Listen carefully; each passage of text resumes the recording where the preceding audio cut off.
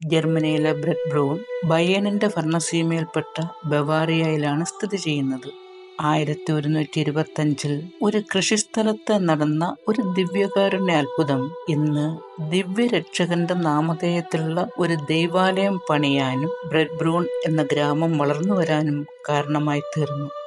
ഈ ഗ്രാമത്തിൽ ദിവ്യകാരുണ്യ ഭക്തനായ ഒരു സാധു കർഷകന് ദ ബ്രൂൺ എന്നറിയപ്പെടുന്ന ഒരു കൃഷിത്തോട്ടമുണ്ടായിരുന്നു. വളർത്തുമൃഗങ്ങൾക്ക് വെള്ളം കൊടുക്കാൻ ഒരു കിണറും അതിലുണ്ടായിരുന്നു. തോളിംഗ് ഇടവക ദേവാലയത്തിൽ നിന്ന് 1.5 കിലോമീറ്റർ അകലെയാണ് അദ്ദേഹം താമസിച്ചിരുന്നത്. തന്മൂലം അനുദിനം ദിവ്യബലിയിൽ പങ്കെടുക്കുവാൻ അതിയായി ആഗ്രഹിച്ചിരുന്നെങ്കിലും അദ്ദേഹത്തിന് സാധിച്ചിരുന്നില്ല. ദിവ്യകാരുണ്യ ഈശോയെ എപ്പോഴും ആരാധിക്കാനും ആ സഹവാസം നിരന്തരം അനുഭവിക്കാനുമുള്ള തീവ്രമായ അഭിലാഷം തിരുവോസ്തിരൂപനായ ഈശോയെ മോഷ്ടിക്കാൻ അദ്ദേഹത്തെ പ്രേരിപ്പിച്ചു. അവിടുത്തെ സാന്നിധ്യം വഴി തൻ്റെ കുടുംബവും കൃഷിത്തോട്ടവും അനുഗ്രഹിക്കപ്പെടുമെന്ന് അദ്ദേഹം ഉറച്ചു വിശ്വസിച്ചു. ഈ അതിതീഷ്ണതയാൽ തെറ്റായി നയിക്കപ്പെട്ടും ക്രിസ്തീയ നിയമങ്ങളെക്കുറിച്ചുള്ള അജ്ഞത നിമിത്തവും കൂദാശ ചെയ്യപ്പെട്ട ഒരു തിരുവോസ്തി ആരും കാണാതെ മോഷ്ടിച്ച് അദ്ദേഹം തൻ്റെ ഭവനത്തിൽ കൊണ്ടുവന്നു. താൻ എപ്പോഴും കൊണ്ടു നടക്കുന്ന വടിയുടെ മുകളറ്റത്ത് ഒരു ദ്വാരമുണ്ടാക്കി തിരുവോസ്തി അവിടെ സൂക്ഷിച്ചു.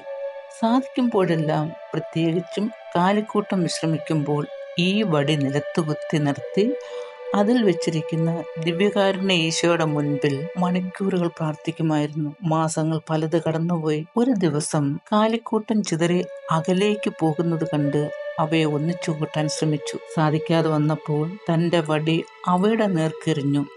തൽഫലമായി വടിയിൽ സൂക്ഷിച്ചിരുന്ന തിരുവോസ്തി താഴെ തറയിൽ വീണു. ഇത് കണ്ട് വിഷമിച്ച് അദ്ദേഹം തിരുവോസ്തിയുടെ മുൻപിൽ മുട്ടുകുത്തി കരഞ്ഞുകൊണ്ട് തിരുവോസ്തി മണ്ണിൽ നിന്ന് എടുക്കുവാൻ ശ്രമിച്ചു. പക്ഷെ എത്ര ശ്രമിച്ചിട്ടും അദ്ദേഹത്തിന് അത് എടുക്കാൻ സാധിച്ചില്ല. അടുത്തുള്ളവരെല്ലാം ഓടിവന്ന് ചുറ്റും തിങ്ങിക്കൂടി. ബ്രൂൺ കൃഷിസ്ഥലത്ത് നടന്ന സംഭവങ്ങൾ അറിഞ്ഞ് തോളിങ്ങിലെ വികാരിയച്ഛന് സ്ഥലത്തെത്തി. തിരുവോസ്തി തറയിൽ നിന്ന് എടുക്കുവാനുള്ള അദ്ദേഹത്തിന്റെ പരിശ്രമങ്ങളും വിഫലമായി. പിന്നീട് റെംബേൻവോസ് രൂപതയുടെ മെത്രാൻ ഹാർട്ടിച്ചിനും ഏതാനും വൈദികരും കൃഷിസ്ഥലത്തെത്തി. തിരുവോസ്തി എടുക്കാൻ ശ്രമിച്ചിട്ടും സാധിക്കാതെ വന്നപ്പോൾ ഈ സ്ഥലത്ത് പരിശുദ്ധ കുർബാനയുടെ ആദരവിനായി ഒരു ദൈവാലയം പണിയുന്നതാണെന്ന് മെത്രാൻ ഹൃദയത്തിൽ ദൈവത്തോട് വാഗ്ദാനം ചെയ്തു.